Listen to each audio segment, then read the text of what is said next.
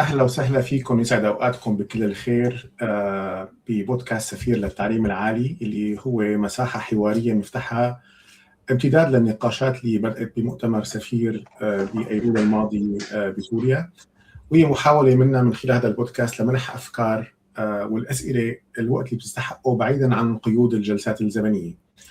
بهذا البودكاست بالعادة رح نتحاور مع أكاديميين وباحثين وصناع قرار لنفكر مع بعض بدور التعليم العالي في التحول المجتمعي وبناء المستقبل، وبالأسئلة اللي غالبا ما بتلاقي طريقها للنقاش العلني. اليوم نحن بحلقتنا الثانية ببودكاست سفير، وهذه الحلقة رح تكون مميزة لأنه عنا ضيفة مميزة، ورح تكون الحلقة باللغة الإنجليزية. ضيفتنا هي السيدة كلاوديا غاربرز من الهيئة الألمانية للتبادل الأكاديمي الذي. كلاوديا هي مختصة بمنطقة الشرق الأوسط وشمال أفريقيا بفضل خلفيتها بالدراسات الإسلامية من جامعة بون، تجمع بين خبرة أكاديمية عميقة وخبرة عملية بإدارة برامج المنح الدراسية ومبادرات التعاون الأكاديمي. تعمل حالياً كمسؤولة برامج أولى في قسم الشرق الأوسط وشمال أفريقيا، حيث تنسق برامج المنح الدراسية وبتنظم ندوات للطلاب والباحثين من الشرق الأوسط وشمال أفريقيا وأفغانستان وباكستان. بالسنوات الأخيرة شاركت في زيارات للتعليم العالي لتونس والأردن وباكستان ولبنان، مما ساعد على تعزيز الشراكات الأكاديمية وتوسيع الفرص بالبرامج الحالية والمستقبلية. وفي الآونة الأخيرة شاركت كلاوديا في تنفيذ مبادرات أكاديمية إضافية للسوريين والفلسطينيين، مع التركيز على إعادة بناء قطاع التعليم العالي. هيئة التبادل الأكاديمي الألماني الذات كانت أحد أهم الشركاء بمؤتمر سفير، والشراكة مستمرة إن شاء الله في مؤتمرات القادمة. البودكاست طبعا رح يكون تفاعلي، ففيكم تكتبوا أسئلتكم من خلال التعليقات حسب القناة اللي أنتم عم تشوفوا من خلال البودكاست. فيكم تكتبوا باللغة العربية أو باللغة الإنجليزية. وبيسعدني بهذه الحلقة أنه أرحب بزميلي وشريكي بإدارة هذا البودكاست دكتور هاني حرب. تفضل هاني. شكرا جزيلا دكتور فادي. هلا اليوم نحن البودكاست تبعنا رح يكون باللغة الإنجليزية، فرح نعمل هلا سويتش. So welcome to Safir podcast, Claudia. This is our second episode today. It's gonna be in English, and I will introduce Claudia a little bit for everyone who is online with us today. So Claudia works with the German Academic Exchange Service, the DAAD, in Bonn. She specializes in Middle East and North African studies and regions.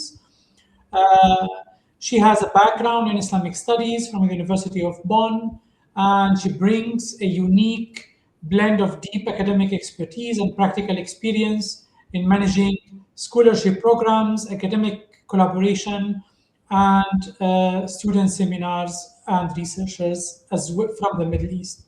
She has worked in multiple countries on multiple programs from Middle East, North Africa, Afghanistan, and Pakistan. Recently, she participated in multiple education visits in Tunisia, Jordan, Pakistan, Lebanon, which helped strengthen the academic partnership. And in the last year or so, she's been involved more in programs related to Syrians and Palestinians, with a focus on rebuilding the higher education sector. So welcome, Claudia. It's really nice to have you with us today. I give it back to Fadi. Let's start. All right. Welcome again, Claudia. We are very happy to have you actually with us here today. I would like to start by asking kind of a general question about the role of DAAD, because, once people hear the word DAAD, associate this mainly with scholarships. So how would you describe DAAD's broader role in shaping higher education systems and academic cooperation? Yeah, thank you so much. First of all, good evening, and thank you for the very kind introduction and also for having me on your podcast. It's my pleasure to be here today. And regarding your first question, the DAD was founded in 1925, as you might know, and it started as a student initiative to promote academic exchange or mobility. But later on, it also expanded, and when it was refounded in 1950 in Bonn, and it also has many networks today, regional offices, information centers all over the world. It plays a very important role and is a key intermediary in very many areas nowadays. We are also focusing on advising and on networking, not only on funding. We are trying to foster capacity building, to foster institutional partnerships. And yes, I believe this already shows that there's much more about the DoD than just individual exchange, but which is, of course, also very important. Great. I know from my experience working in Syria before, like between 2005 and 2013, especially the office was established in Syria in 2005. And now we see a very nice comeback of the AD to Syria. So I'd like to ask you about when the AD usually engages in fragile or post-conflict contexts.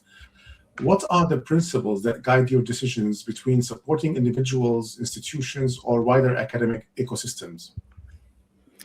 Yes, I believe it's very important to have a balance between all of these target entities or groups, because you cannot only fund individuals and neglect, for example, institutional collaborations.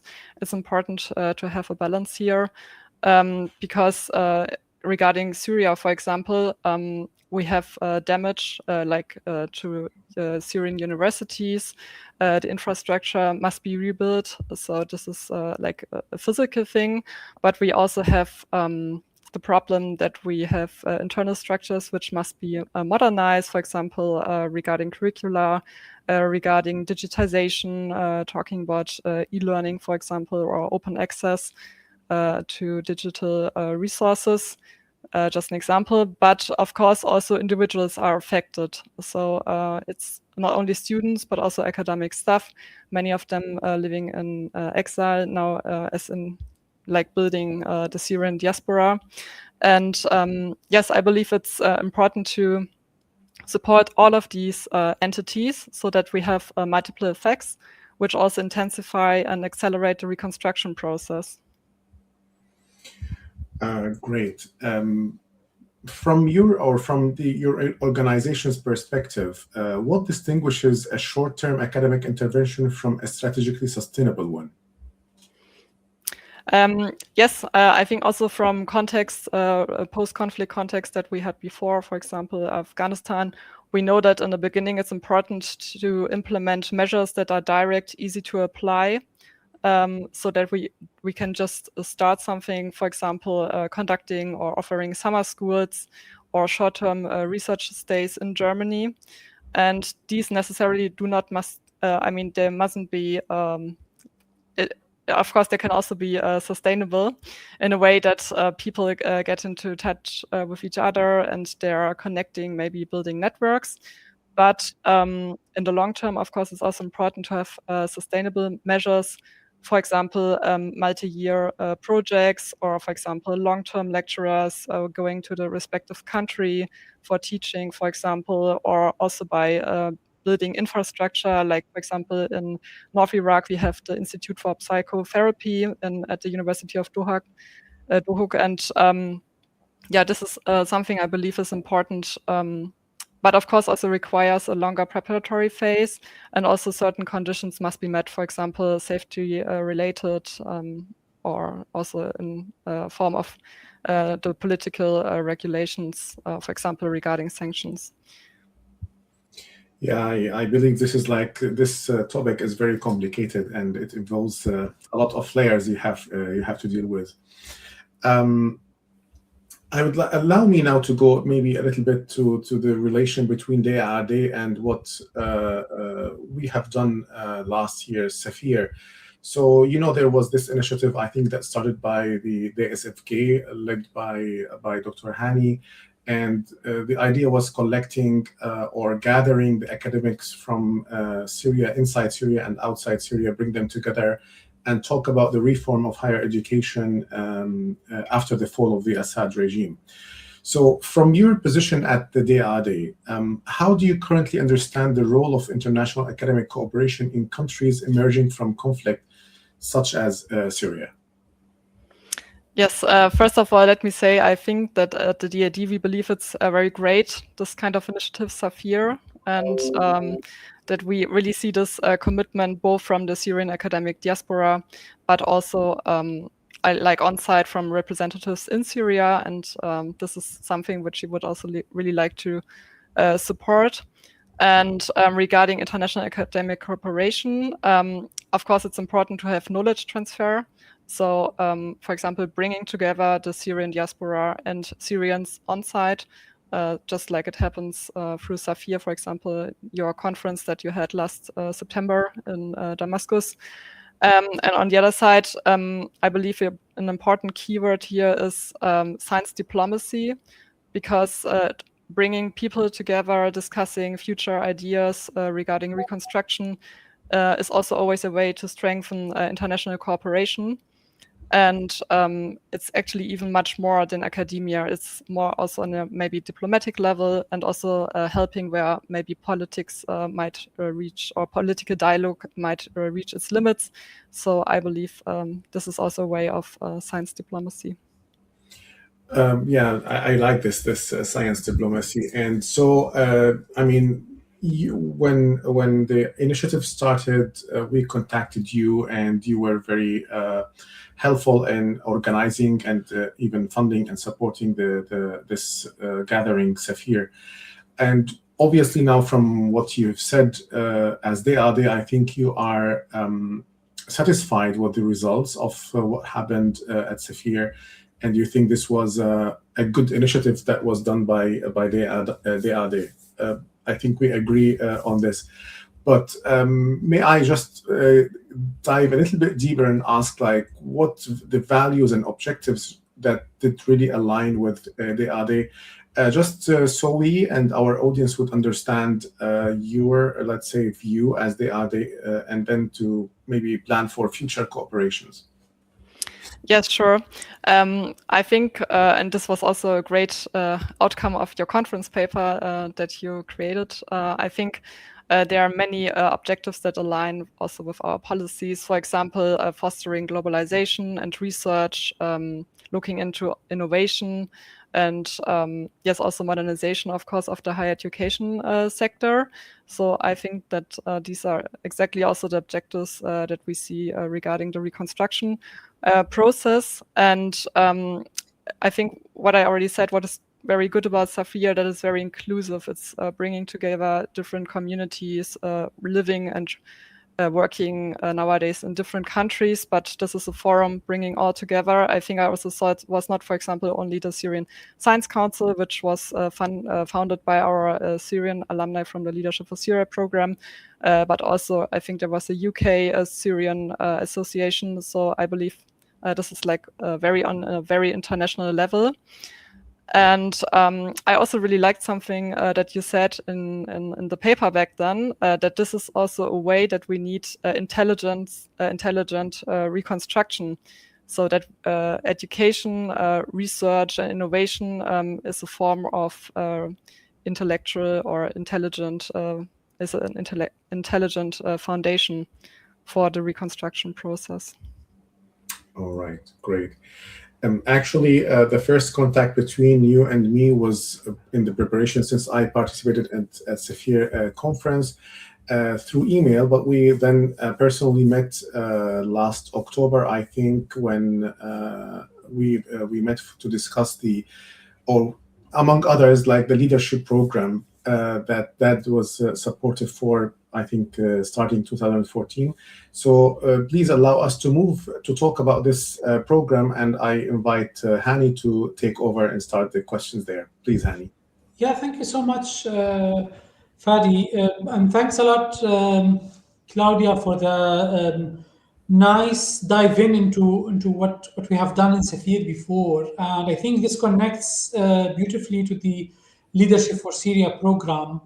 At that time, I think between 2015 and 2021, you brought together around 220 Syrian academics from diverse disciplines and institutions And in October, when we met Fadi, we met in the Arab Science Symposium in Mainz, if I'm not mistaken. And at that point, we had as well a Leadership for Syria alumni meeting the day before. We had a very nice discussion. So my question, what does they think about leveraging such a group beyond the program itself? We did this alumni meeting, but how it can go beyond that? Yes, first of all, I think it also was a great meeting in Mainz last year, as you said, of the LFS ARC, the Leadership for Syria Alumni for Reconstructing Syria, which was like the first event before the second Arab Science Symposium in Germany.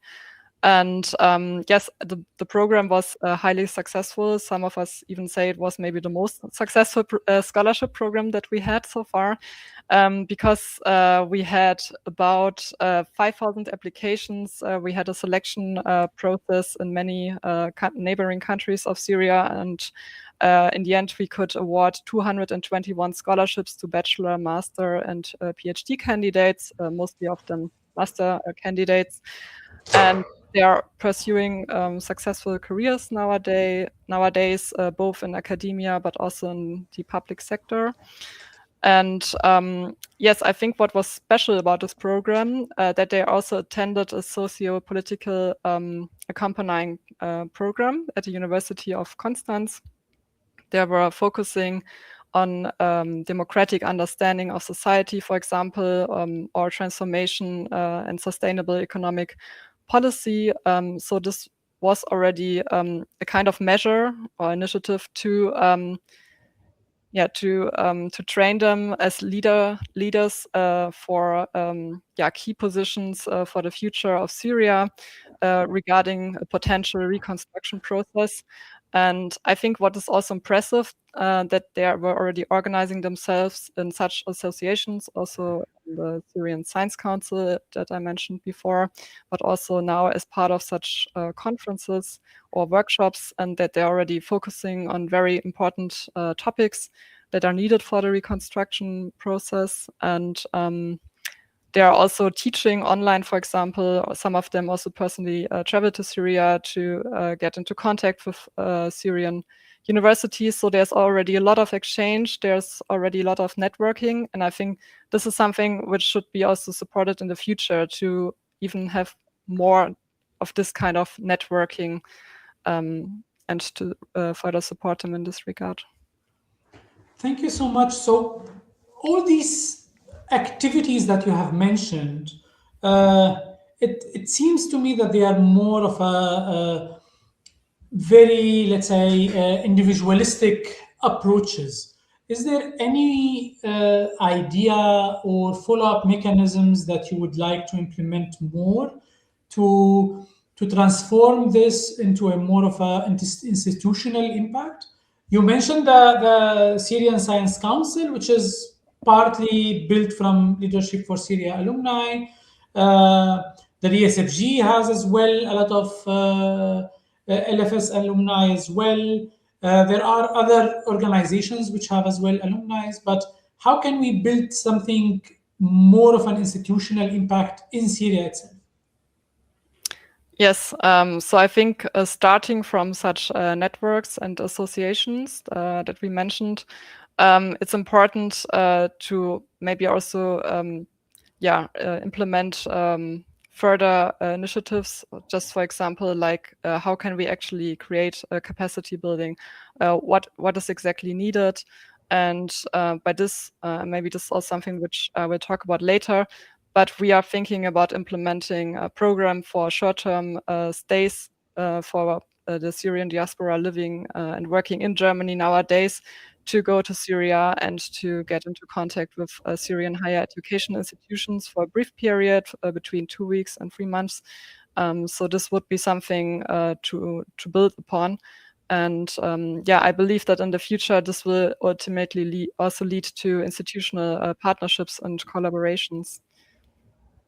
Okay, no, this looks great. I want to have directly a follow-up question. So if we're looking 5 years from now, how would you define success of this program in contributing in Syria's rebuilding efforts? Yes, I think success would mean that we have even stronger networks, that we have sustainable collaboration initiatives, for example, between Syrian and German universities, that there is a strong knowledge transfer taking place, maybe even more teaching involvement, and maybe also passing on these leadership skills that they are obtained during their own time with the DAD also to other Syrians, so that they could also benefit from it. And yes, so that we can create stronger networks and stronger partnerships. I want to let's say zoom out a bit and discuss the context of post-conflict areas. Do you see these leadership programs and these capacity building programs still relevant? Because after Leadership for Syria, I think there was a Leadership for Africa. Maybe it was before or after directly, something like that. But was there anything new, or is these programs still relevant or even more urgent than before? Yes, I think at that time it was very relevant, the Leadership for Syria program. And as you mentioned, the Leadership for Africa program is also kind of similar to this one, a little bit different for sub-Saharan Africa. But nevertheless, I believe leadership skills are always required at all time. But I think now that we are already maybe like emerging into this post-conflict context or era, it's important to already have these kind of leadership skills and now to implement them and use them, like what they have obtained during the accompanying program or course, that they can now use it and transfer or use it for capacity building, so that we have this kind of transfer. But of course, I can imagine that also in other contexts in the future, it might be useful to have other leadership programs for sure.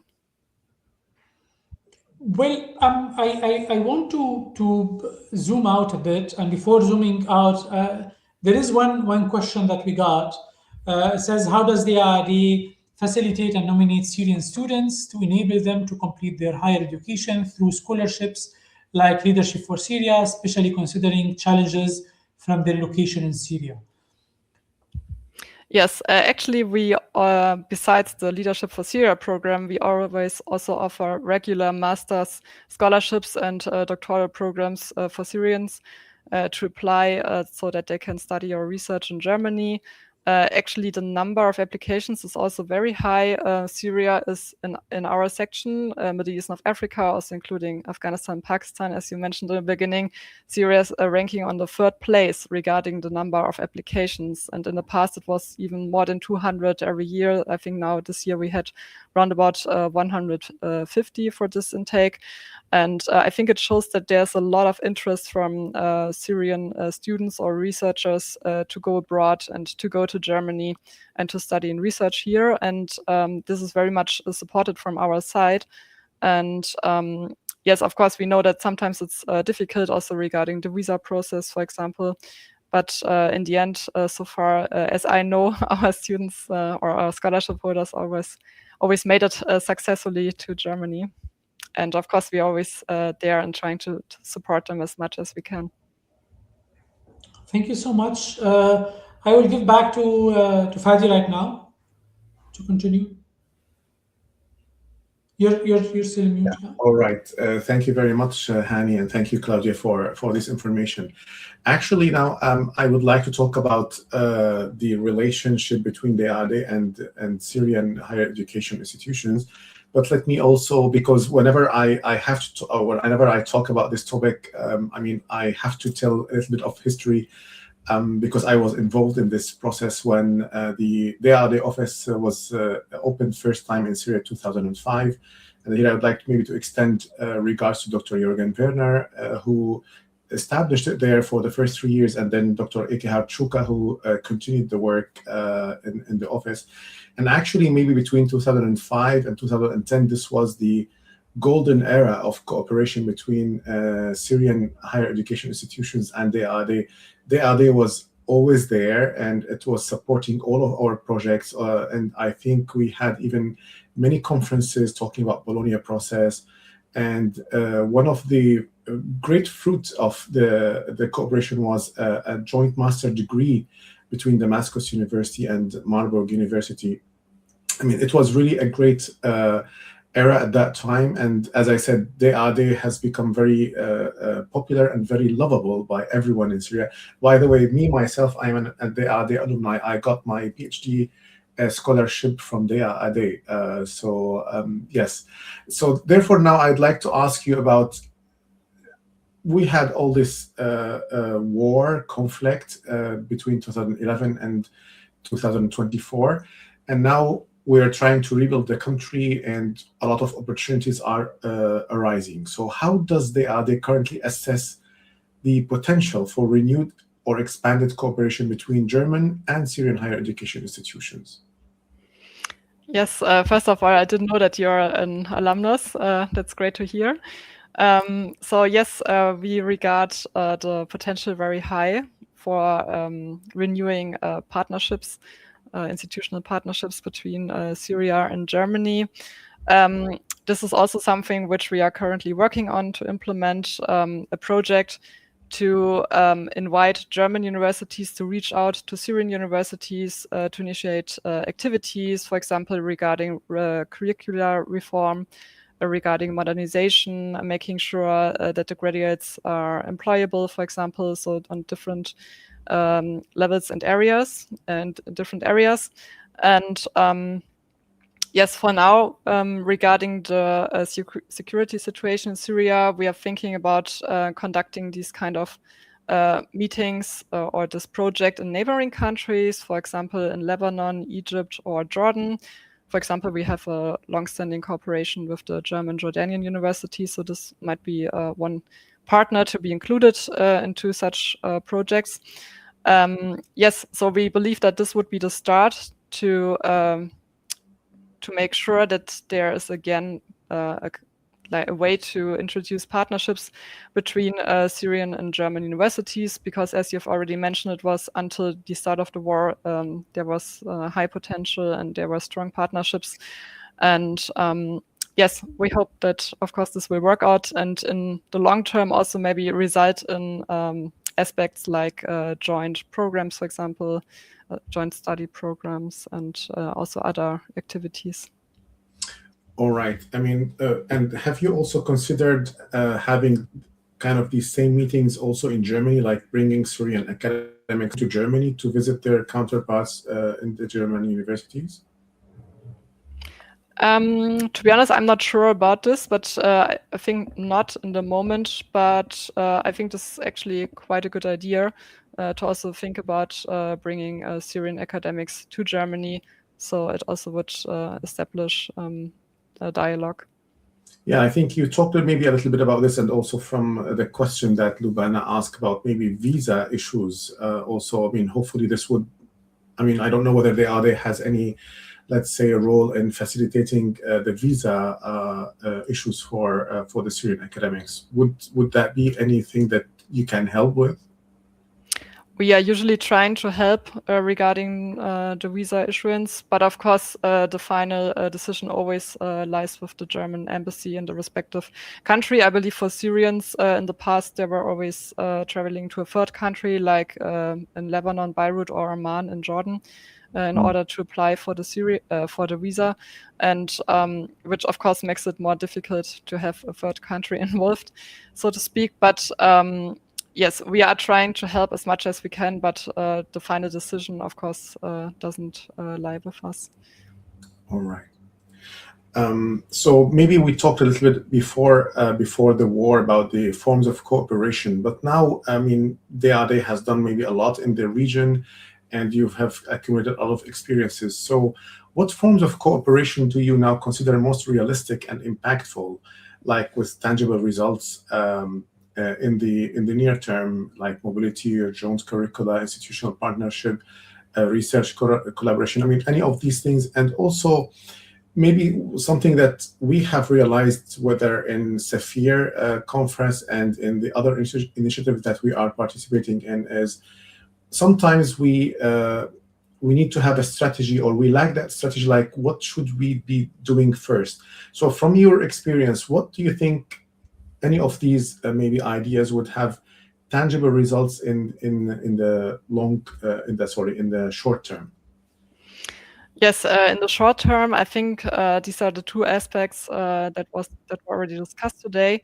So the mobility, I believe, is very important, because it's an easy way to bring people together and to start a dialogue, and then in the long term to make it possible to have sustainable cooperation and networks. And on the other hand, of course, institutional cooperation. So to make sure that not only individuals get together, but also institutions. And then the other aspects that you mentioned, for example, joint programs, would maybe come out of it as a result later on. Yes, so this would be a way to start something and to have short-term results. All right. We have received a nice comment from our friend Hussein.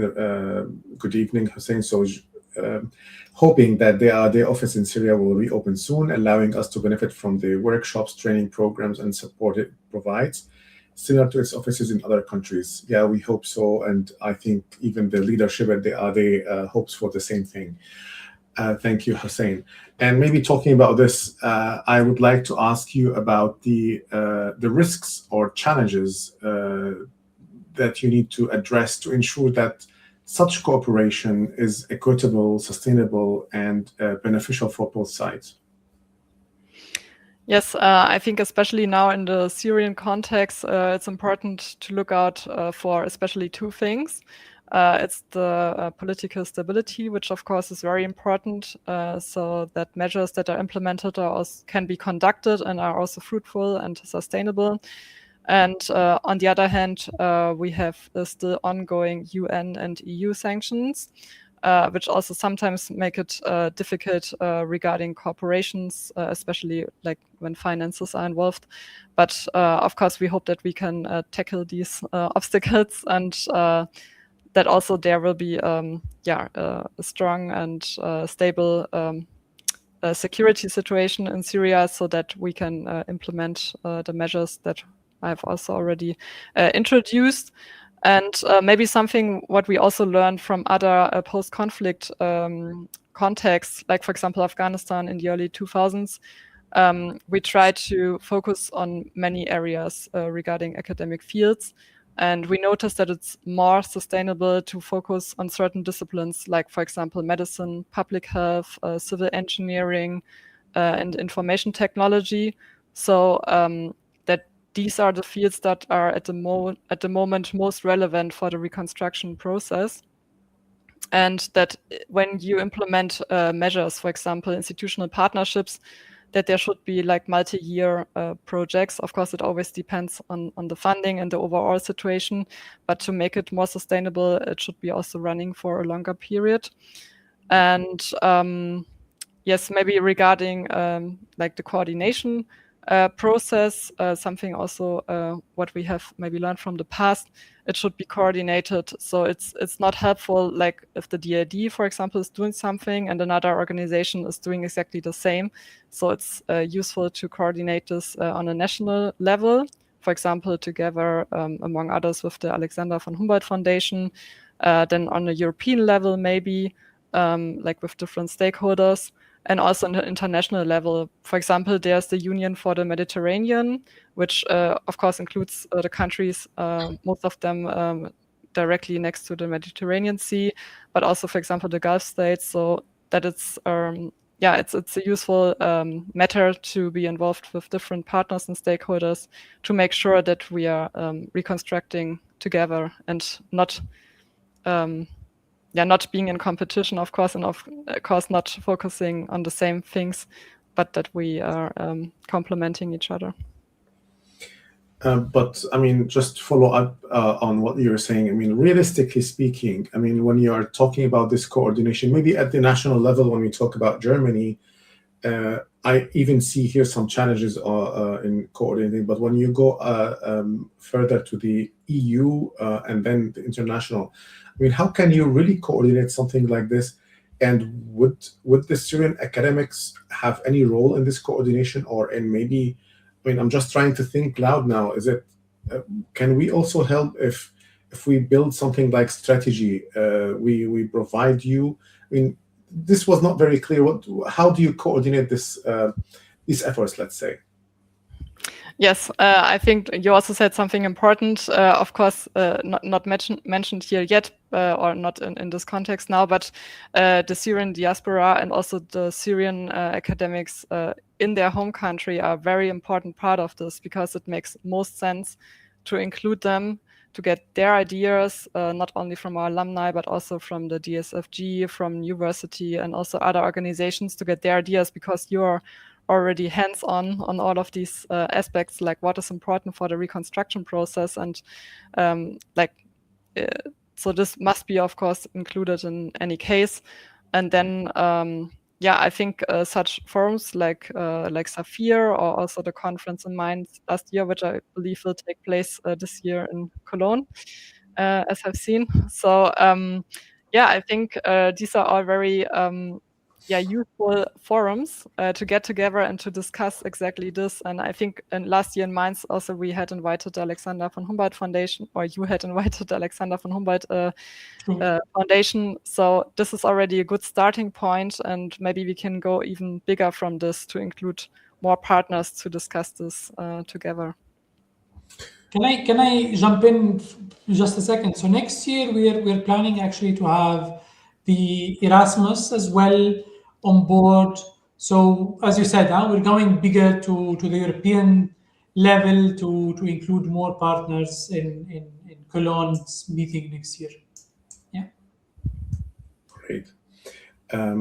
I have a question here from Muhammad. Maybe this is a question for a topic we just talked about a few minutes ago, about the scholarship. So his question is there an increase in the number of Syrian individuals specifically applying for scholarships, to the best of your knowledge?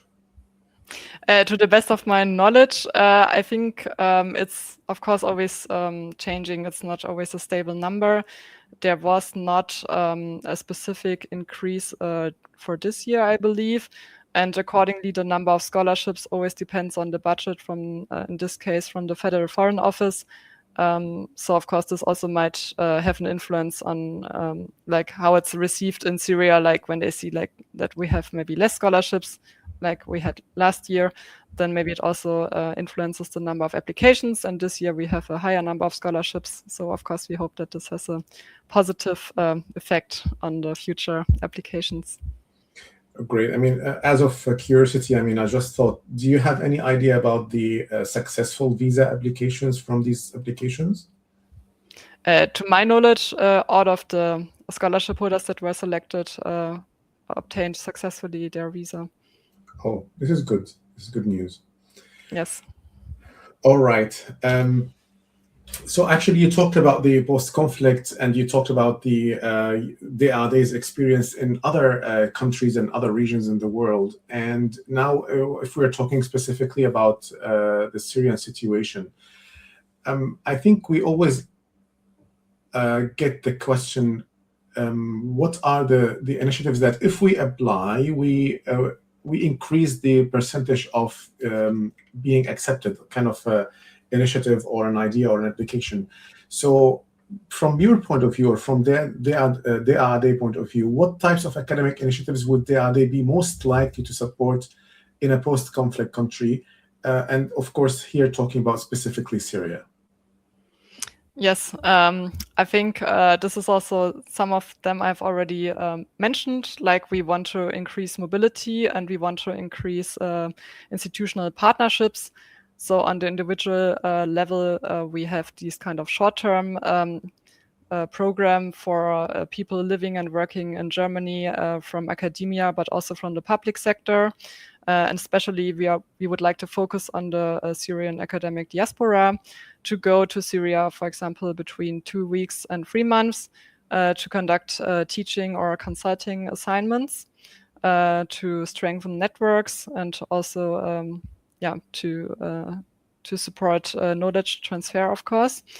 Then we have the idea of offering teaching courses or further measures from the DAD Cairo Academy.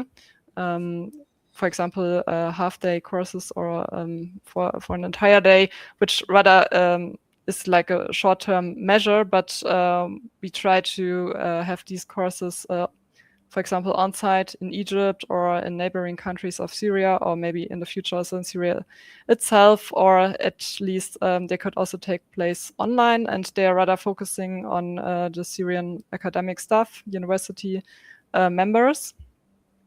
And on the individual level, of course, we also have our alumni community that we also want to further support, as we had also this collaboration already last year regarding the Damascus conference of Safir, and also the conference in Mainz. And also for this year, we would like to support further networking.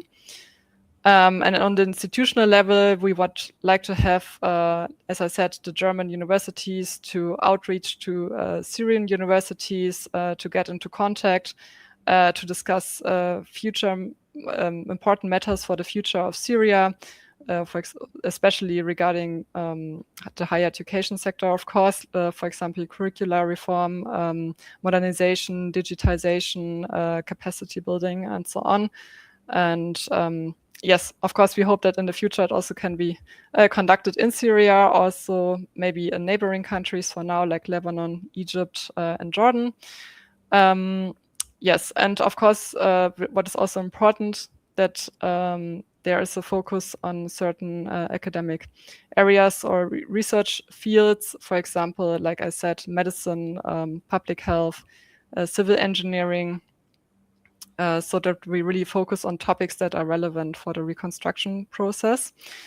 Yes, and perhaps another idea to also have some kind of fact-finding missions. I'm not sure how far we are in this regard, but which is also like kind of similar way to get people together.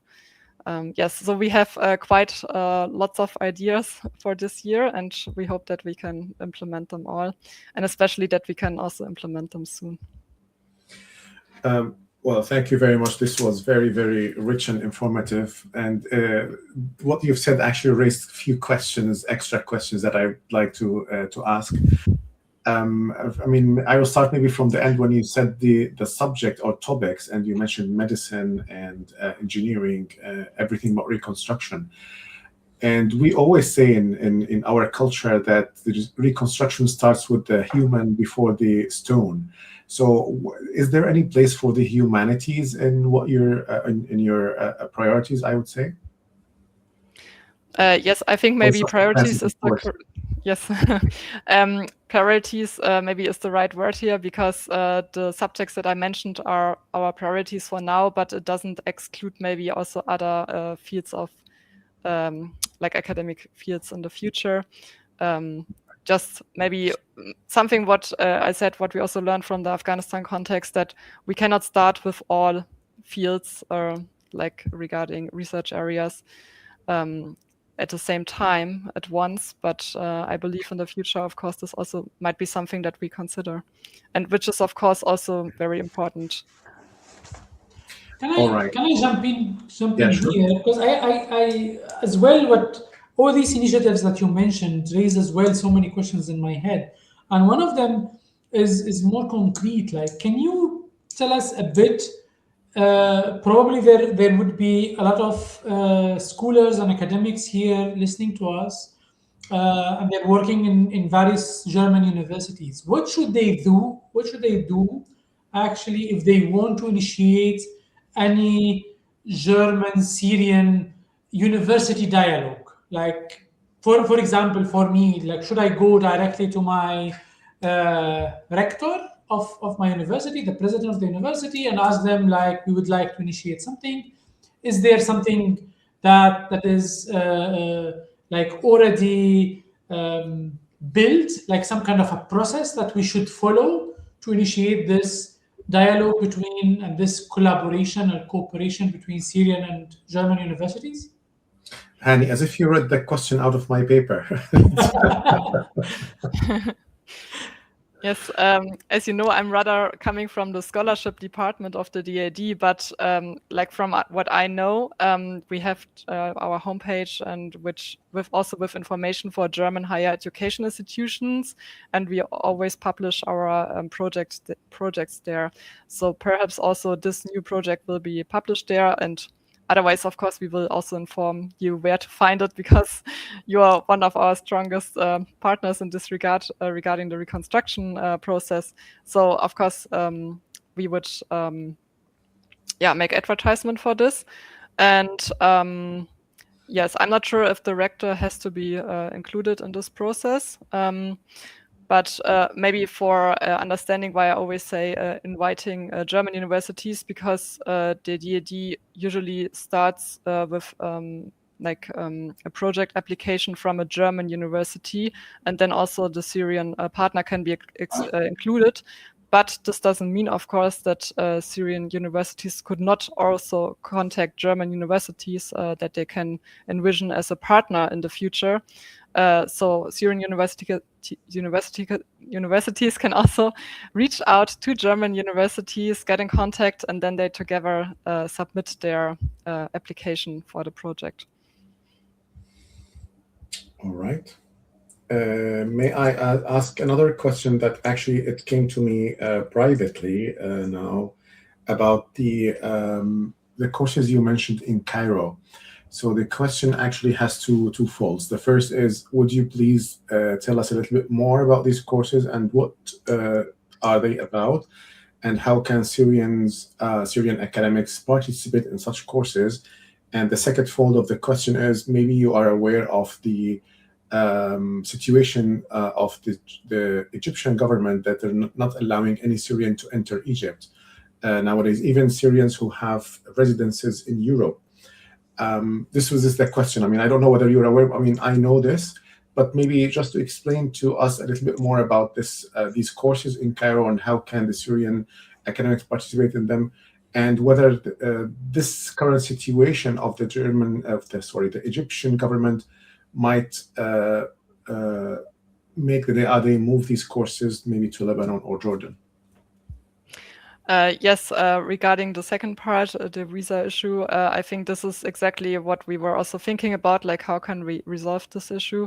And that's why we were thinking to have these courses online in the beginning, or in a hybrid format, so that part of it would be online, or in neighboring countries, like you mentioned, for example, Lebanon. Yes, my colleagues of the DAD Cairo regional office are involved in this, so they can also surely give further information about this in the future. And regarding the courses themselves, it's especially also about capacity building, like how can we modernize governance structures at the universities, also, for example, about equality, how to make sure that students also get access from all fields. So this is just a very general and broad field. And from what I know, we also, for example, offered such courses in the past for Sudan, also coming from a conflict area. And I think it was successful. So I hope that we will also find suitable courses, yes, for faculty members. All right. Maybe my last question in that field is, do you think when also initiatives ideas are coming from the Syrian academics to German universities or to the DAD, how important is it for these initiatives to combine academic goals with societal impact, employability, and maybe institutional reform? Is that an added value to the initiative itself? Yes, I think it's very important, because academic excellence alone, I think, will not be sufficient to rebuild the Syrian higher education sector. It has to be combined with what does the Syrian society actually need, what does the Syrian labor market actually need. And yes, I think there are many points that have to be considered. The disparity between, like, for example, what study programs are currently focusing on in Syria, and what is actually needed for the Syrian economy. And then, of course, also like what models do we need to keep students enrolled? For example, if Syrians are working, like can we implement part-time programs or blended models, or for example, online courses? So these are all factors that have to be considered when we're talking about our initiatives. And I think this is also something what we can learn from you, like what you have discussed also during the Safia conference in Damascus last year. And last but not least, but also very important, universities are also always serving as places for social reconciliation and social cohesion, to make sure that there's like tolerance and coexistence possible. And I think this is also a very important role of the Syrian higher education institutions, which also should be considered in the overall reconstruction process. All right, thank you very much. There is this question, I don't know whether it is clear to you, like if you had the opportunity to add value to the scholarships, what would it be? Yes, like in a financial way, or how is it meant? Some kind of an add-on, maybe. I don't know. Like for example, the Leadership for Syria had this master in conflict resolution. That was this cherry on top beyond the scientific side of the scholarship, which was an added value. Yes. Like that. I think like if we had the budget and if we had the opportunity to have such socio-political accompanying programs for all of our scholarship holders, we would really like to implement it. So this, of course, would be an added value at this point. Yes, and of course, anything that can foster and encourage further exchange also beyond the scholarship and what we already offer through seminars, scholarship holders meetings. I think all of these measures would be useful and helpful to add further value. Another question we received maybe concerning the topic we've been talking about. Will we be seeing funding opportunities by the AD for researchers in Germany to apply research projects inside Syria? Yes, maybe this can be seen like both ways for the individual funding, but also for institutional corporations. So that if you are working or researching in Germany and you would like to go to Syria to conduct, for example, teaching or consulting assignments, this would be a way to also maybe further implement projects. I mean, the project itself would not be directly funded by the DoD of this part. This would be maybe at a later stage after the institutional cooperations are established between Syrian and German universities. But I think this is something which could be envisioned for the future. All right, thank you very much, Hani. I give you the floor again to continue with another topic. Thank you so much, Fadi. I want to zoom out again, like go beyond the Syrian context and go back in time. DRD is this year, I think it's 100 years old. 101. Exactly. So, this year, it was 2025, right? So it's 101 years old. So it already established before the Second World War. And Germany has its own post-war experience in rebuilding higher education and research systems. So what lessons from that period do you think could be relevant for the Syrian context today?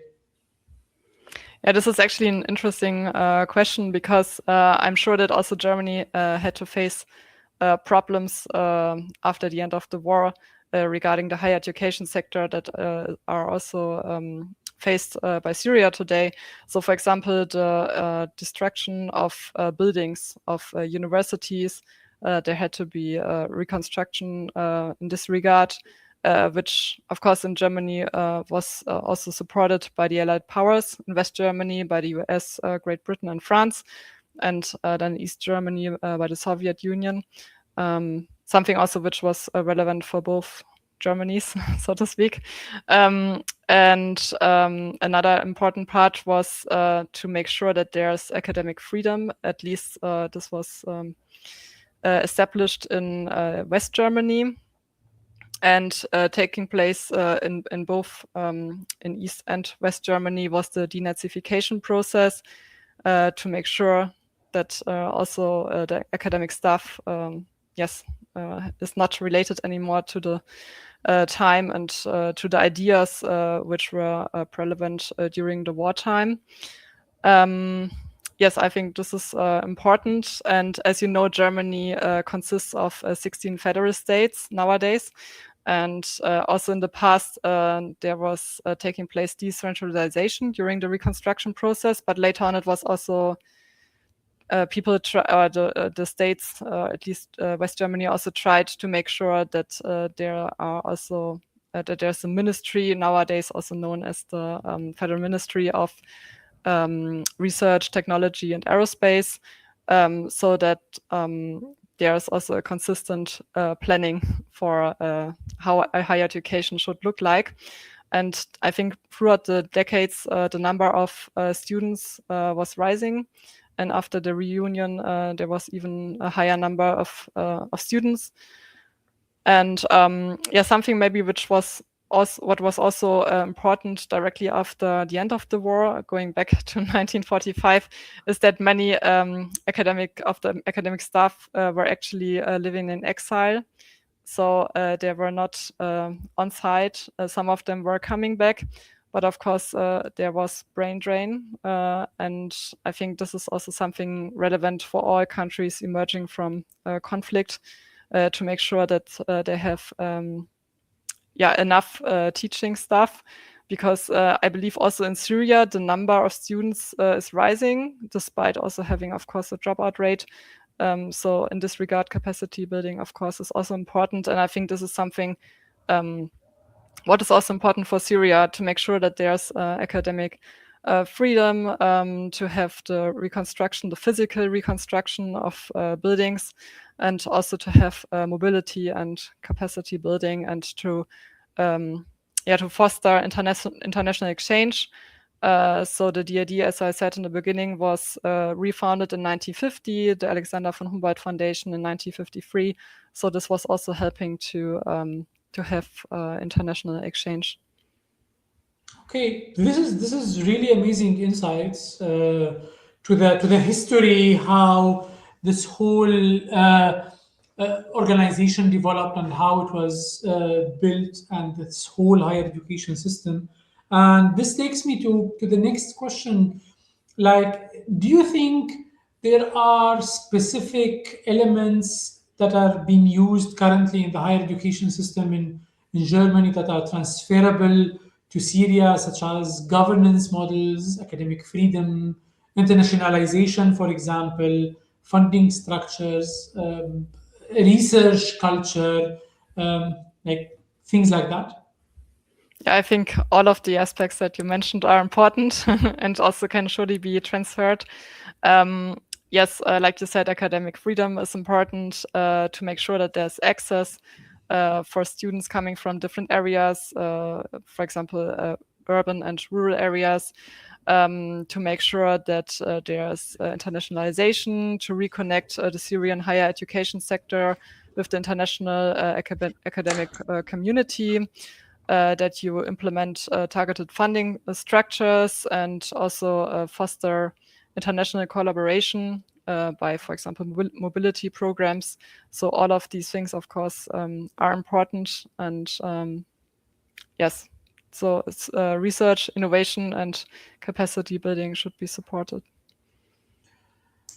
Thank you so much. I think we're coming closer to the end, and I have one last question. This question we ask all our guests, which is, if you have one message that you would like to send yourself to either the Syrian academics and institutions, or even to the day leadership, thinking about international collaboration in this new phase, what would it be?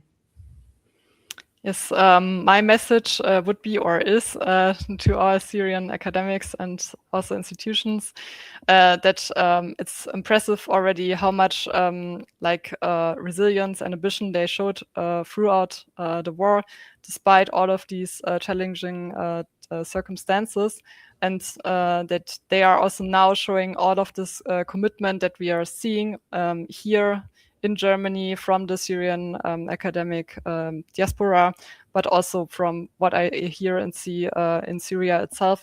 And I think this is really relevant for having a successful and sustainable reconstruction process. And we as the DRD would also like to further support this so that the Syrian community as a whole can reach this goal. And yes, we are very pleased to be in collaboration with you. Thank you so much. We're as well very, very happy and excited about the previous and the future collaborations with the DAAD. I think there is so much to achieve, and I think we have the opportunity to really transform the Syrian higher education to the better. I think we're coming to the end, Fadi. I will give it back to you. Yeah, thank you very much, Hani, and thank you very much, Claudia. Actually, yes, I would say maybe if this represents what people feel in Syria, I know it from since when I was there. DAAD has a special place in the Syrians' heart, especially after the very successful relation and support that we got during the last 2 decades. And when you discuss with Hani also the leadership program, I mean, when I met the graduates of this program, I was impressed with the results and with what these people can do. And now we are so grateful and happy with all the support that DAAD is giving us in terms of whether it was the Safir for last year and Safir this year and all the initiatives you talked about. So thank you very much to you and to all the DAAD officials and people.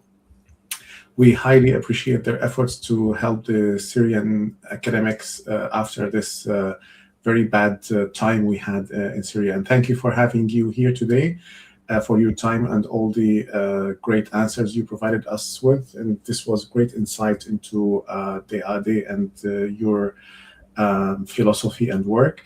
And I'd like also to thank all the people who have attended us live and all the people who will be attending this later when we post it on the podcast channels. Claudia, do you want to say anything before we close? Yes, just that thank you so much for having me. Shukran jazilan. It was very great to be here today and to speak on behalf of the DRD.